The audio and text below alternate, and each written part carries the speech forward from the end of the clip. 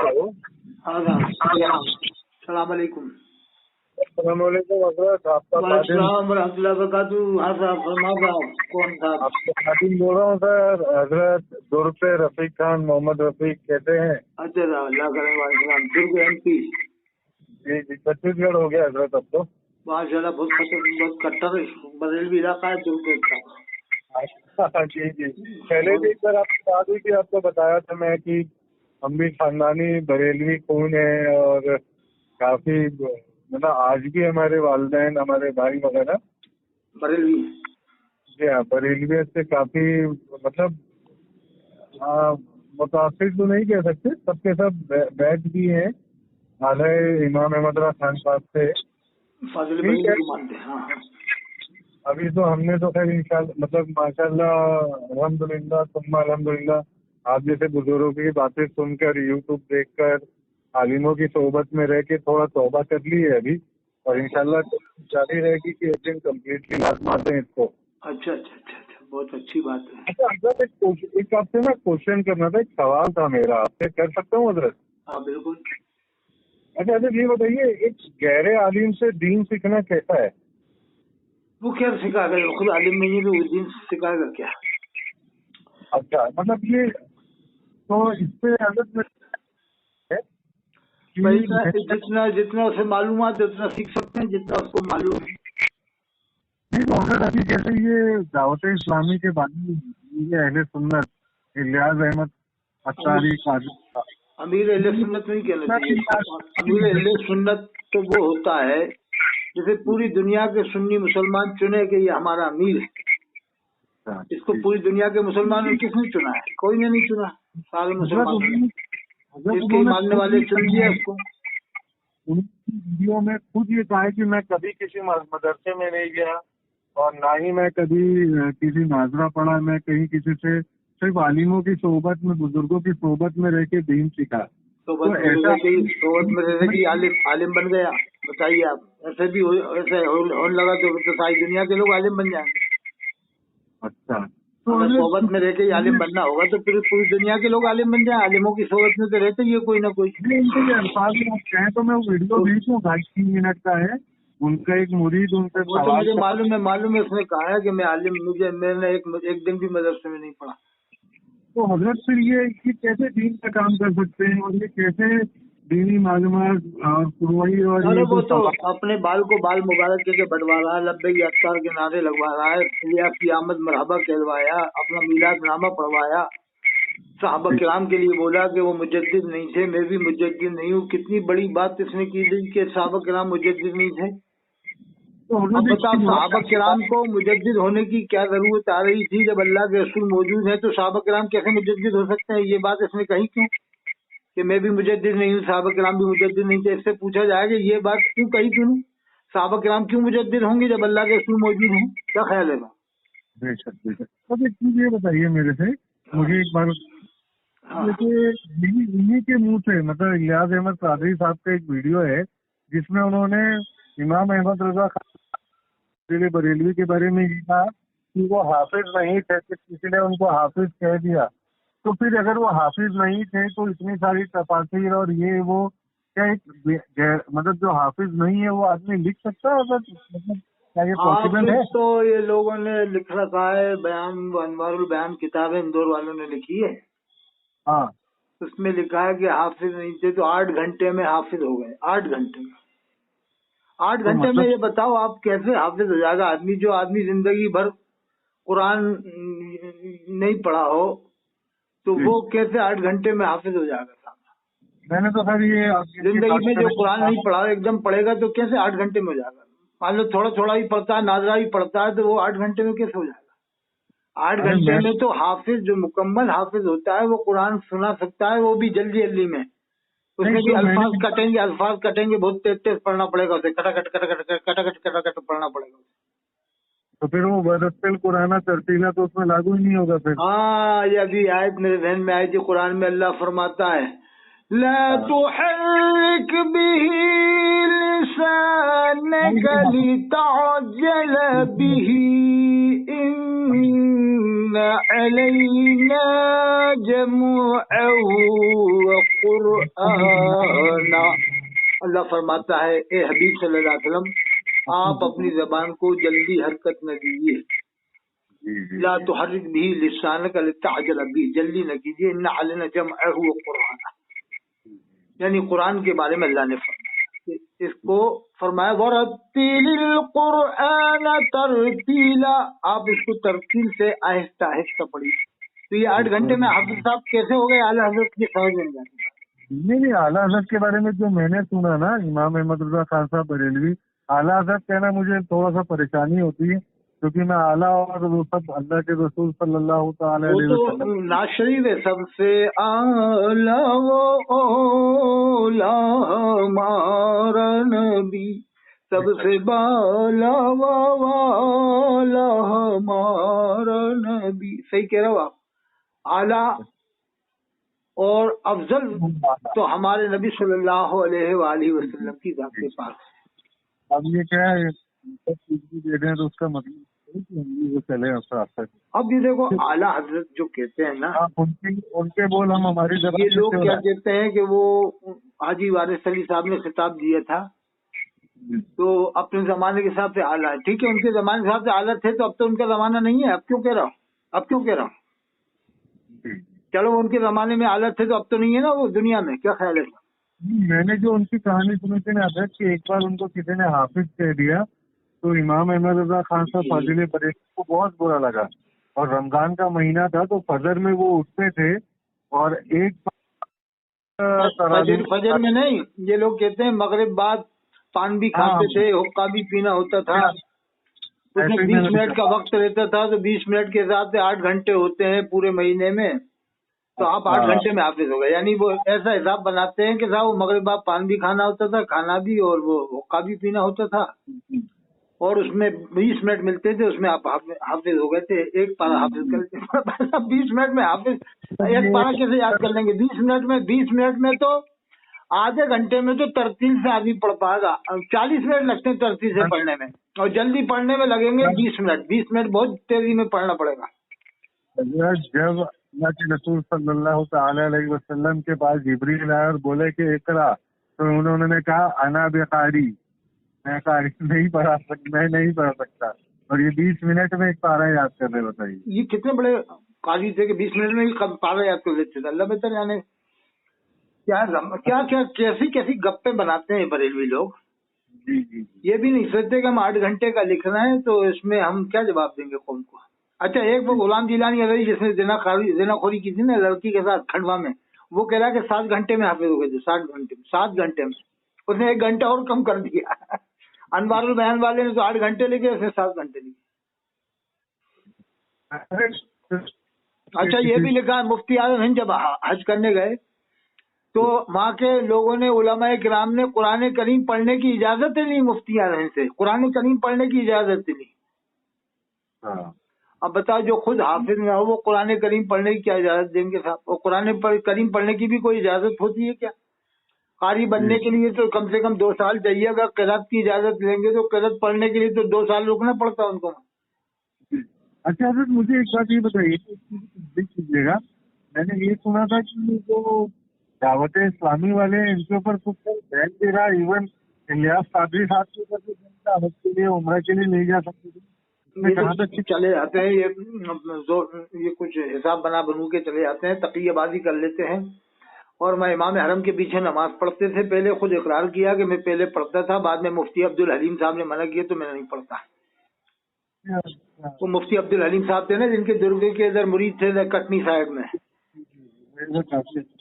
اب بتاؤ انہوں نے منع کر دیا ان کے پیچھے مت پڑھو. کیسے مفتی تھے صاحب جو پڑھنے والے کو منع کر رہے کہ مت پڑھو؟ اب بتاؤ 1 لاکھ کا نمازوں کا ثواب ہے ایک نماز پڑھنے کا. یہ جب ہے جب اکیلے پڑھے، اور اگر جماعت سے پڑھتا ہے، امام غزالی رحمۃ اللہ نے لکھا ہے کہ جماعت سے نماز کا ثواب 25 گنا 27 گنا بڑھ جاتا ہے. یعنی ایک نماز کا ثواب اگر حرم شریف میں پڑھے گا تو 27 لاکھ نمازوں کا ثواب ملے گا جماعت. اگر آدمی کی زندگی 200 سال بھی ہو نا تو 200 سال میں بھی وہ 27 لاکھ نمازیں نہیں پڑھ سکتا ہے. جیسے دن رات میں 5 نمازیں ہوتی ہیں، وہ آپ مہینے کی جوڑ لو آپ تو کتنی نمازیں ہوں گی مہینے؟ 150 نمازیں ہوئی نا صاحب. जी सर जी अब साल भर की कितनी हुई? 1800 नमाजें। जी। तो अब 100 साल में कितनी नमाजें होंगी साहब? 1800 के हिसाब से जोड़ लो आप, 100 साल में नमाजें होंगी 1 लाख के ऊपर समझ लो, 1.5 लाख।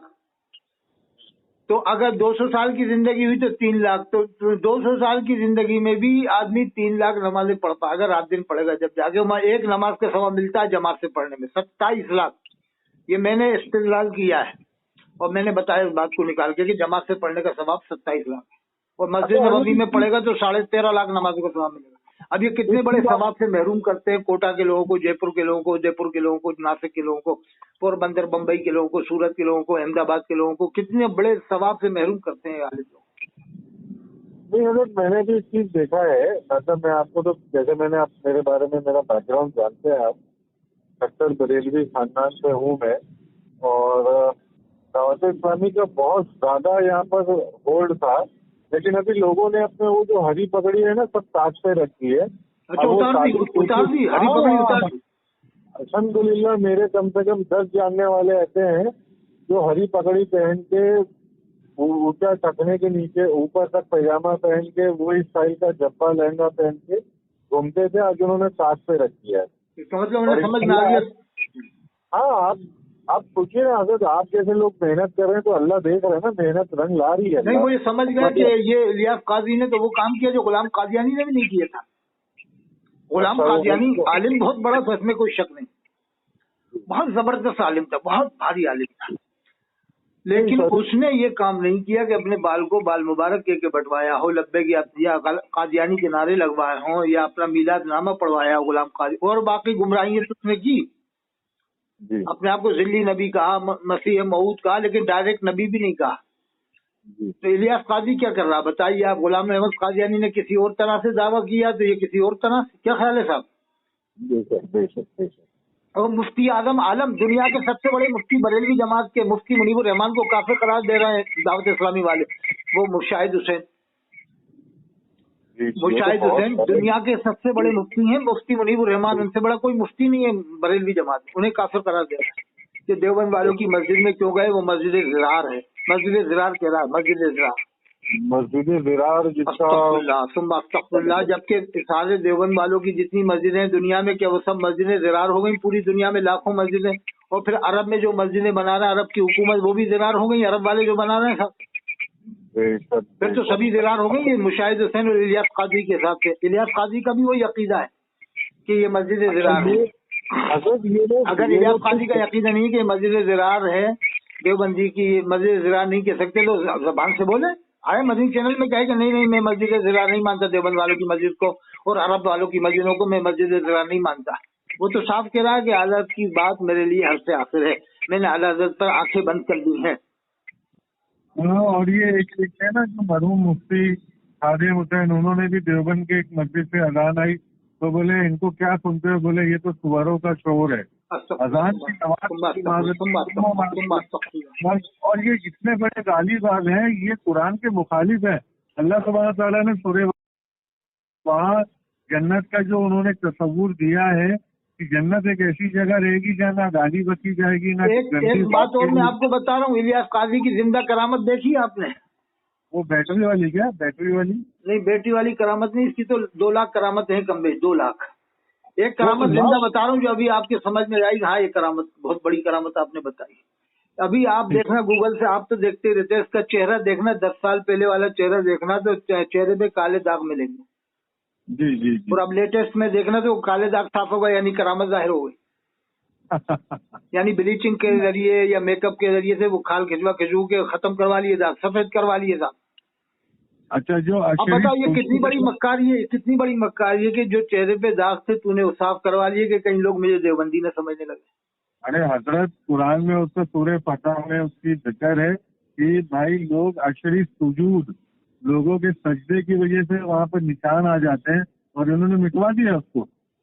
कुरान में मुहम्मदुर रसूलुल्लाह वल्लज़ीना मअहू अशिद्दाउ अलल कुफ्फार, मोहम्मद सल्लल्लाहु अलैहि वसल्लम और आपके साथी कुफ्फार पर सख्त हैं, रुहमाउ बैनहुम, आपस में रहम दिल है। फिर आगे फरमाया तराहुम रुक्अन सुज्जदन يبتغون فضلا من الله ورضوانا. آپ ان کو دیکھیں گے رکوع کرتا ہوا, سجدہ کرتا ہوا, یبتغونا کہ وہ اللہ کو فضل, اللہ کا فضل تلاش کرتے ہوں گے. سیماہم ان کی پیشانیاں, فی وجوہہم ان کی پیشانیوں کے اوپر, چہروں کے اوپر جو پیشانیاں, من اثر السجود سجدوں کے اثرات ظاہر ہوں گے. دیکھا تو رکوع انہوں نے صاف کروا لیا. نہیں, اس آیت کی تفسیر آپ اگر پڑھیں گے تو دیکھیں گے کہ مسجد نبوی کچی تھی, اس زمانے میں فرش نہیں تھا, تو صحابہ کرام جب نماز پڑھتے تھے تو ان کی پیشانیاں گرد آلود ہو جاتی تھیں, یعنی مٹی کے اندر. تو وہ مٹی کی وجہ سے ان کی پیشانیوں پہ, صحابہ کرام کی پیشانیوں پہ اثرات تھے. کچی تھی زمین, اس لیے اللہ تعالیٰ نے وہ شان بیان کی ہے کہ صحابہ کرام کی پیشانیوں دیکھیں گے تو ان کی پیشانی پر سجدوں کے اثرات ہیں. اب آج کل تو فرش اتنے بہترین بن گئے اور جا نمازیں بچھی ہوئی ہیں, تو اس میں کیسے نشان پڑ رہے ہیں صاحب؟ ہاں, اگر آٹومیٹک پڑ جائے خود بخود تو اللہ کی طرف سے سمجھو اور جان بوجھ کے بنایا ہے. مجھے تو 40 سال ہو گئے پڑھتے ہوئے, کم بیش 52 سال کی ہے میری اتنی عمر ہے کم بیش. میں تو آج تک نہیں پڑھا پیشانی پہ, میں تو اور جان بوجھ کے فرش پہ ہی نماز پڑھتا ہوں. یعنی میں جا نماز پہ تو جماعت سے پڑھ لیتا ہوں, باقی نماز ایسی پڑھتا ہوں ڈائریکٹ بغیر جا نماز کے. تو مجھے 40 سال پڑھتے ہوئے تو میرے پڑھنا چاہیے تھا نا پہلے پیشانی میں. میں تو جا نماز پہ پڑھتا بھی نہیں ہوں عام طور سے, الگ ویسی فرش پہ پڑھتا ہوں ڈائریکٹ بغیر جا نماز کے. جا نماز پہ تو میں جا نماز سے پڑھ لیتا ہوں, باقی ویسے آتا ہوں تو پیچھے ہٹ کے پڑھتا ہوں پھر فرش پہ. تو میرے پڑھنا چاہیے تھا سب سے بڑا گٹھا. کیا خیال ہے صاحب؟ تو یہ الیاس قاضی نے مٹایا اس لیے کہ لوگ مجھے کہیں ایسا نہ ہو کہ اعلیٰ حضرت کا نہ مانے, تھانوی صاحب کا مان لیں گے تو تھانوی صاحب کا آدمی ہے, اس کے چہرے پہ تو نشان پڑ رہا ہے. اب یہ بات دیکھ کے بھی لاکھوں لوگ ہو سکتا ہے الگ ہو جائیں گے. ہو سکتا ہے کہ یار واقعی صحیح کہہ رہا تھا حسین قاضی, پہلے اس کے چہرے پہ نشان تھے, غائب کیوں کروائے تھے؟ غائب اب تو اور زیادہ بڑھنا چاہیے نا, عمر آنے پہ تو اور بڑھنا چاہیے. کیا خیال ہوگا؟ اچھا, دوسری بات یہ ہے کہ اس نے اپنا امیر اپنے بیٹے احمد رضا کو بنایا, اور اس کا بیٹا جو بلال ہے نا وہ بہت نیک آدمی ہے. اچھا, اس کے بیٹے کے بھی چہرے پہ نشان ہے, دیکھ لینا آپ, احمد رضا کے چہرے پہ بھی نشان ہے, وہ بھی مٹوا لے گا, بلیچنگ کر کے وہ بھی مٹوا لے گا. لیکن اس کے بلال کے چہرے پہ نشان نہیں, وہ اس کا چہرہ بہت معصوم لگتا ہے اور نیک لگتا ہے. اس کا بلال چھوٹا ہے نا, وہ اس سے الگ ہو گیا, الیاس قاضی سے الگ ہو چکا ہے, اس کی حرکتیں دیکھ کے باپ سے الگ ہو گیا. میں کہنا چاہوں گا, پہلے ہی میں آپ سے معذرت چاہتا ہوں, میں ایکچولی دوران سفر ہوں اور میں ممبئی کی طرف نکلا ہوا ہوں ابھی. بس 2 منٹ بات اور ہو جاتی ہے بس. آپ کے علاقے میں حضرت مولانا فتین رضا خان صاحب آتے تھے, وہ بہت نیک آدمی تھے. وہ تو میں تو مطلب ان کے جیسا آدمی میں اپنی زندگی نہیں دیکھا تھا, بہت زوردار آدمی تھے. وہ میں انہیں مانتا ہوں, وہ بعمل عالم تھے. حضرت مولانا فتین رضا خان صاحب رحمت اللہ علیہ وہ پابند شرابی تھے. میں نے ان کو بریلی میں 2 بار دیکھا. ایک بار میں نے حدیث بھی سنایا ان کو, تو حضرت نے کہا کہ تھوڑا آہستہ سے پڑھا کرو, جب وہ لاسٹ ٹائم پہ تھے آخر میں. تو وہ ان کے اس خاندان میں مانتا ہوں کہ وہی بعمل تھے. ایک مفتی تحسین رضا خان صاحب صدر العلماء رحمت اللہ علیہ, باقی کا تو سمجھ میں نہیں آتا ان کے خاندان میں کیا حساب ہے کیا نہیں ہے.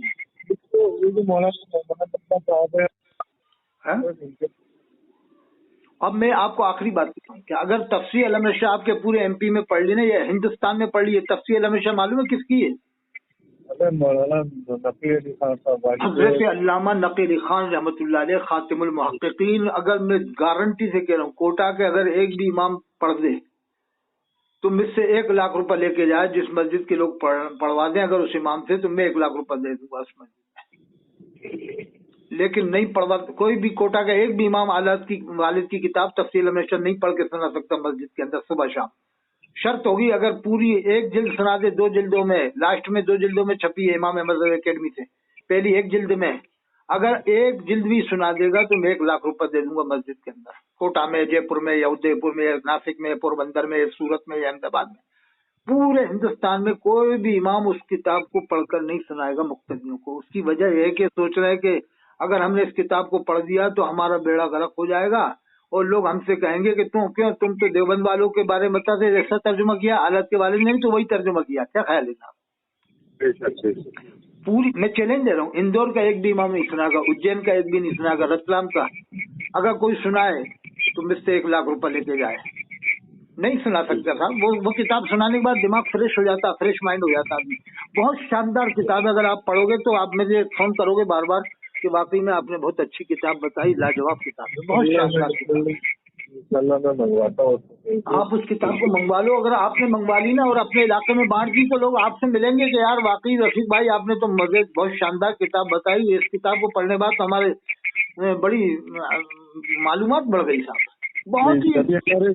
उसमें कुरान की आयतें आयतें, हदीसें, कुरान की आयतें और मसले मसाइल और वाकयात, एक से एक वाकयात है और बड़े नपे तुले अंदाज में। कुरान में ला तगलू फी दीनिकुम, दीन में गुलू मत करो, उस गुलू से भी बचे हैं वो बहुत ज्यादा। अभी हमारे साथ एक हमारे दोस्त सफर में दौरान में है। हाँ ठीक है, फिर बात कर लेना आप बाद में। नहीं, इनका नाम है शादाब अहमद साहब। ये ताजुल शरिया, अगर ताजुल शरिया से बैठ है ये। और अभी मन को अभी ऐसा लग रहा है कि ये गाड़ी ले जाके ठोक मत दे, कहीं मेरे को मार डालेंगे ऐसा लग रहा है। जिस राज से मुझे देख रहे हैं ना ये, और ये दावत इस्लामी और सुन्नी दावत इस्लामी के बहुत बड़े पैरोकार है ये। अभी इशारों में बोल रहे हैं मुझे कि मैं घाटी के नीचे फेंक दूंगा आपको करके। अच्छा, अजहरी मियां ने तो कहा था दावत इस्लामी सुन्नी दावत इस्लामी ये मकसद की हालत की मुबल्लिग नहीं है, इनसे बोलो कि आप कैसे मुरीद हैं उनके।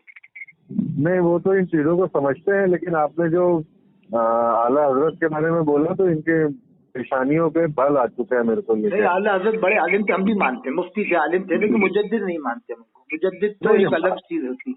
हजरत वो सिर्फ अरबी के बहुत बड़े माहिर थे। उनके आशार ऐसे हैं कि वर्ल्ड क्लास आशार है, उनसे इसमें कोई शक नहीं। देखो नाज शरीफ तो बहुत अच्छी है, इसमें कोई शक नहीं, बहुत जबरदस्त बात। लेकिन ये कहना कि हर बात मानना, ये दावत इस्लामी वालों का अकीदा कि उनकी हर बात मानो, जैसे कुरान हदीस को मानते ऐसे मानो तो मुसलमान मानेंगे, नहीं तो नहीं। जैसे इलियास काजी ने कहा कि उनकी बात हर से आखिर है। हर से आखिर तो कुरान करीम है और हदीस पाक है, सही हदीस पाक और कुरान करीम। आप इनको जानते हैं, डॉक्टर फारिक को जानते हैं, नागपुर वाले? कौन? डॉक्टर फारिक जो थे, वो तो जाहिल आदमी है। वो झूठी क्लिपें बना के दिखाता है कि मस्जिद नबवी का इमाम मोबाइल पे नमाज तोड़ के मोबाइल पे बातें कर रहा है। कैसा होगा साहब, जेब में से निकाल के नमाज की हालत में बातें कर रहा है, नमाज तोड़ के। ऐसा कहीं कर सकता है कोई?